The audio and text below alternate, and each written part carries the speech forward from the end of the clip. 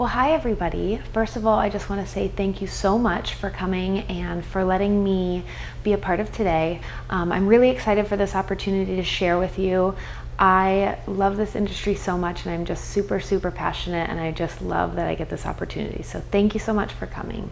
How many of you guys have ever had a client who wants a balayage but she flips her hair all over the place, so you can never really decide where you're going to paint and where you're not going to paint?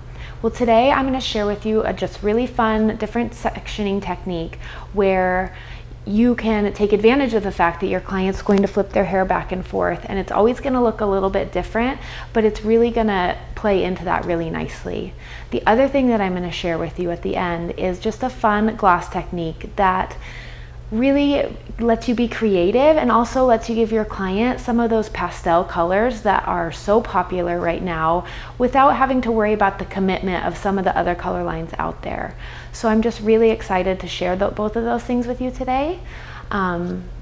It's going to be awesome. My name is Jackie Epperson, and I am a salon owner, Chroma Salon in Tacoma, Washington. I work full-time behind the chair, and I am a part-time L'Oreal professional artist. I've been with the company for over 5 years, and I've been doing hair for over 10, and I just love it so much. My journey started a really long time ago.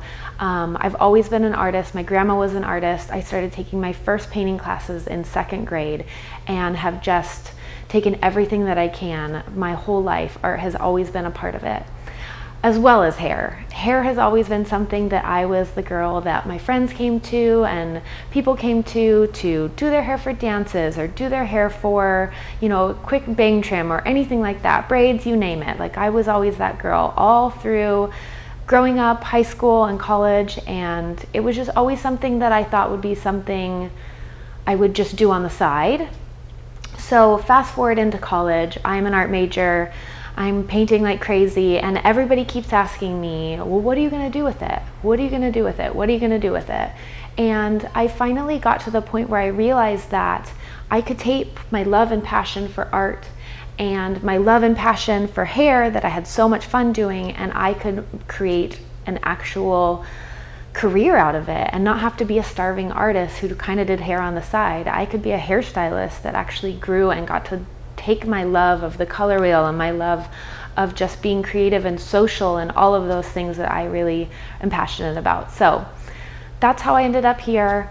I magically got connected with the right people and found L'Oreal Professionnel education team, and everything has just grown from here. So I just want you guys to know how excited I am about this, how much I love to share my passion for the industry with other hairstylists and watch them grow and create those relationships, not just with my client behind the chair, but with other hairstylists, and watch them be amazing people. So thank you so much for letting me do this, and I'm super excited to share this balayage technique with you and just show you what I love. So this is our model. Her name is Lauren, and she has amazing virgin hair. She's got gorgeous hair. It's like a natural level 8, and she really just flips it around a lot. So you can see she's got some natural highlights in there, but we're gonna go ahead and just enhance those. And because she doesn't wear a specific part, it's nice because we'll be able to just showcase and make it look like the sun has just naturally brightened her hair. So the first thing I'm going to do is I'm going to get a comb, and we're going to go ahead and start by sectioning her off. So I'm going to have you tilt your head back for me. We're going to start about center part, and we're going to go about 1 inch back from her hairline. And the first parting we're going to take is going to be from 1 inch back from her hairline to right behind her ear. And that gives us our first side section. So I'm going to go ahead and take that, and I'm just going to clip this away and forward. And I'm going to turn. I'm going to do the same thing on the other side. So about 1 inch back to right behind her ear. And again, I'm going to take a clip. I'm going to section that off. So this whole back section we're actually going to take in one section. So My first section is going to be based off of how many layers my client has. So as you can see, she has a moderate amount of layers, nothing too crazy. So when I decide how far I want to go down, it's going to be based off of where that hair is laying. So if you have somebody who has really long layers, you can actually start up a little bit higher because those layers are going to lay a lot farther down the hair. If you have somebody who has a lot of short layers, you may have to start lower so as you make sure that the first hair that you paint is going to fall to the length of that hair. So for Maureen, we're basically going to start about at the top of her ear. That seems to be where her hair kind of goes the length. And I'm sectioning off in basically a V pattern. So you can see I have a slight point right there. So I have my parting all ready. I'm going to go ahead and I'm going to paint this whole first section together, and then we're going to go into our other sectioning. So I'm going to get a little bit of product. I have my product all mixed up, and I'm going to apply it to the left side of my planchette, and this is with my weld brush. Then I'm going to go ahead and I'm going to get my paintbrush, and I have my cotton all ready to go. So my first section is going to be on her. Because she has so much hair, we're going to take a little bit bigger section. So it's about 2 inches wide and about 2 inches deep. I'm going to take my bead. I'm going to go ahead and start in zone 2, work my way up to zone 1 on both sides, removing any product that you don't like. And I'm just going to connect them in section 2.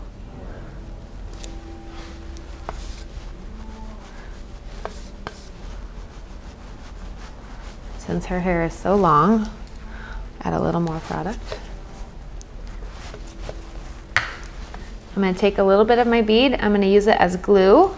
I'm going to go ahead and saturate all of zone 3, making sure to not create a straight line on the back of that hair with my planchette. Then I'm going to take a little piece of cotton. I'm going to set that right underneath in a vertical manner just to make sure that that doesn't lay on the other hair. I'm going to go to my next V.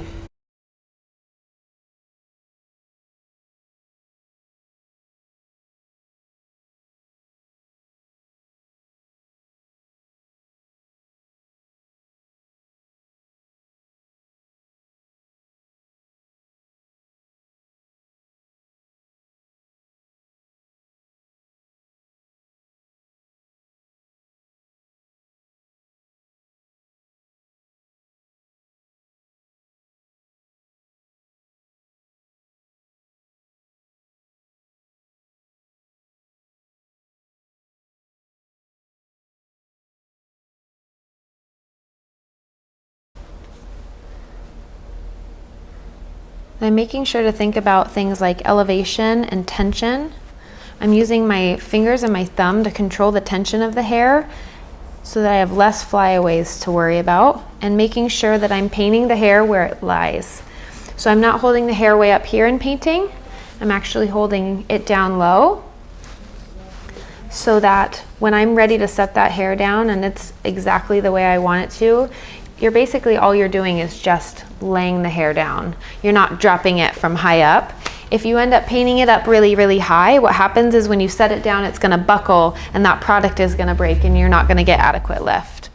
So I'm gonna go ahead and take this hair down and I'm gonna work to the next section.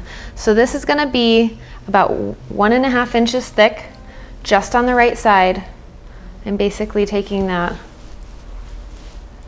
all the way down. And that's the only side I'm worried about right now. So I'm going to clip that away, and now I'm just working right here. Now, as you notice, I'm starting to actually already come into her whirl. This is where the hair parts in the back. So you need to make sure and think about this. If you're going to paint somebody really, really heavy, you need to make sure and paint off of that whirl so that when their hair splits in the back, that you can see bright pieces. If you're painting somebody and you're keeping all of the product off of the scalp and you're really just painting in zones 2 and zone 3, don't paint up in the whirl, or else you're going to give them a big bright spot.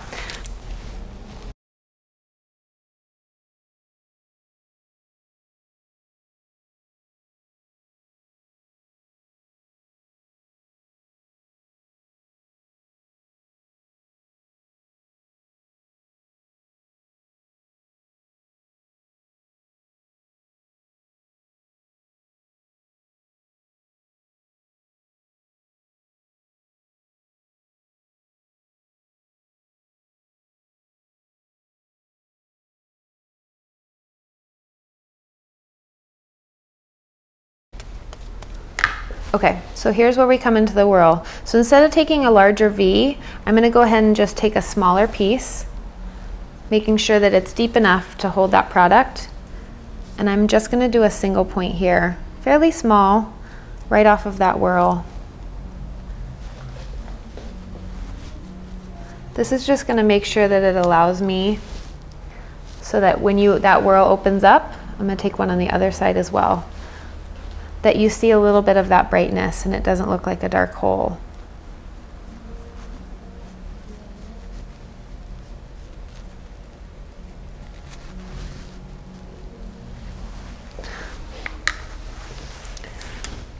So I've now finished with that side of the section. So I'm basically bricklaying these patterns all the way up the head.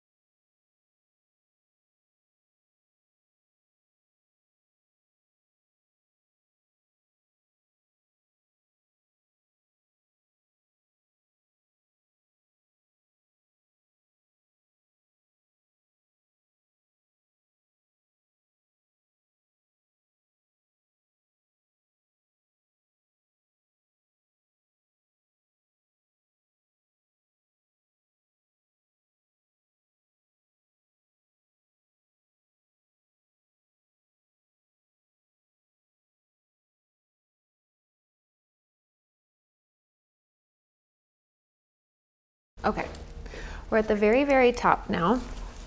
I'm gonna make sure that my section is really nice and clean from the hair that I've just been kind of slowly pulling out. Let's see here. So I'm essentially gonna use this little piece as my last triangle, and I'm gonna paint it straight back away from the face. So I'm gonna go ahead and just cut that a little bit bigger. So I'm going to paint this as a triple point. 1, 2, and 3.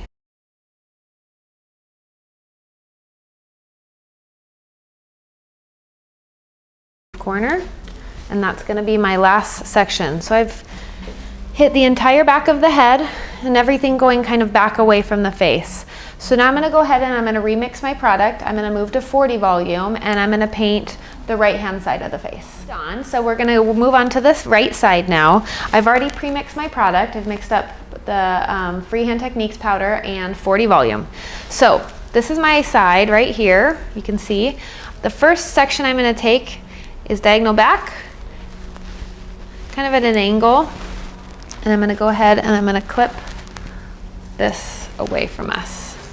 So I wanna make sure that I keep out any baby hairs because you don't wanna paint these or else they're gonna look like breakage. So I'm actually gonna take, we teach what's called a 3D piece, and it's basically a 3-point piece. So I'm gonna take that and I'm gonna leave this as depth, and I'm gonna paint this as 1, 2, and then 3 right behind it. So that way I'm hitting the front hairline, so when she pulls her hair back for sports and stuff, she has those nice little pieces. And then 1 back here, so that you're basically hitting all 3 pieces at once, and that lays down, and that way we'll only have to do about 3 sections up the side of this head.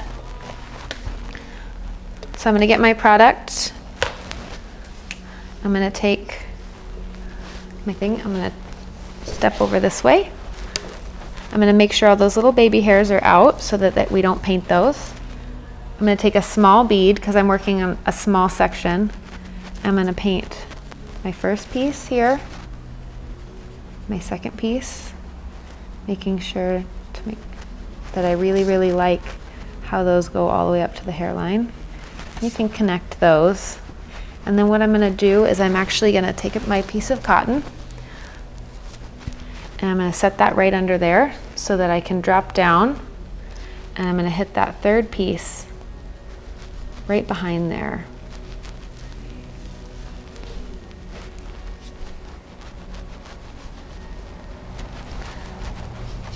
I'm gonna make sure that all of these connect together and then saturate into zone 3.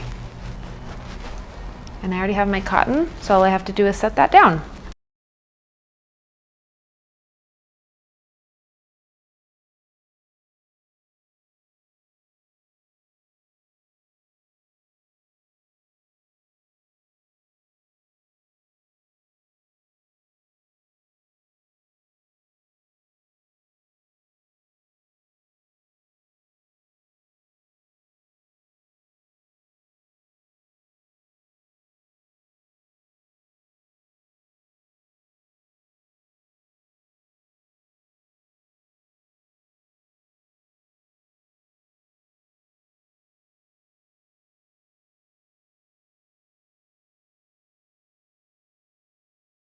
And so my last triangle is going to be this very top piece right here.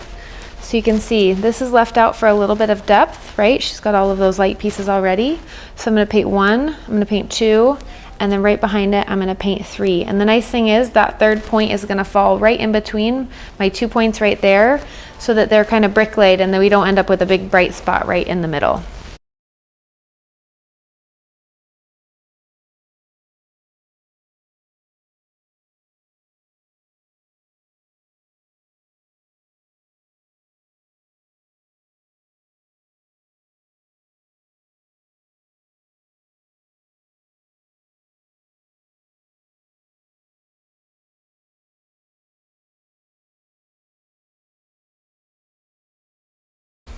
You can fix any little hiccups that you have, little pieces that you don't like to be painted. So that whole side was done just in 3 sections, working up. So I'm gonna go ahead and stop. I'm gonna paint the whole left side, and then we'll show you guys kind of the finished product. We'll process her, and then we'll go to rinse.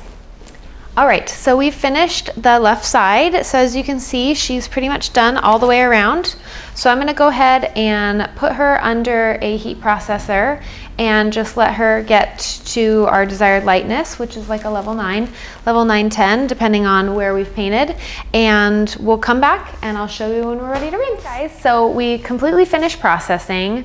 I took my client and I rinsed her really thoroughly. I did 1 shampoo with a Noah Post. And then what I did is I actually used the new L'Oreal Color Corrector on her. It is a blue-based conditioner, and what it does is it canceled out any unwanted warmth that was left over in her hair to make sure that when we put any sort of a cool toner or gloss on the hair, you want to make sure that you've gotten rid of all of that warmth so that the gloss shows up very true. So I'm already done. I've rinsed her really thoroughly and towel dried her really, really well. So now what I'm going to do is I'm going to use my gloss. What I used is 9 volume with 10.22 in Dia Light. I used an entire tube of this, and then I used about 1 inch of 5.26.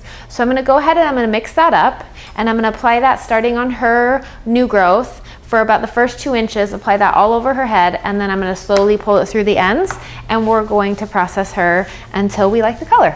The nice thing about Dia Light is it's acid based, so it acts like a treatment on the hair. And the other thing is this is going to create a really beautiful lavender color, but it's not going to have to force her to have the commitment of some of the other product lines. Okay, so I have that all mixed. I'm going to go ahead and just part her off in the middle, and I'm going to start applying that all over the head.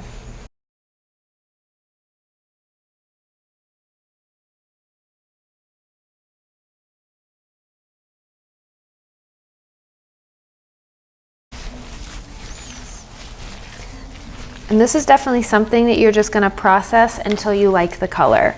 It's not going to be the same amount of time for every client. It's going to depend on porosity. It's going to depend on how light or dark you want the color to turn out. So we're just going to basically proceed to continue to rinse this through the hair, and we're going to wait until it's a color that we love, and then we're going to rinse, and then we'll blow dry her out and we'll be finished. All right, so we're totally finished now. We blew out her hair, so I'm going to have you look. You can see that the 5.26 with the 10.22 is really, really beautiful. It's nice and subtle on her. We definitely went for more of a pastel tone. If you wanted this to be more vibrant and more purple, the more 5.26 you add in, the better. But you can see how nice and natural it is. I'm going to have you turn. And as you roll through her hair, you can see all of the different highlights and lowlights. Everywhere that we placed it is just going to be really, really nice and pretty and blended just like she's been out in the sunshine. The more that she washes this and the more the violet washes out, the brighter it's going to get as some of that gold comes back in. But the nice thing is no matter which way she flips it, it's going to be, I'm going to have you tilt your head all the way back for me. No matter which way she flips it, it's going to be really, really pretty. So there's no like, this is your specific part line, which is really, really nice about that sectioning. So I hope that you guys like it. We had so much fun filming this and giving her pretty pastel hair. So thank you again for your time, and I look forward to seeing you soon.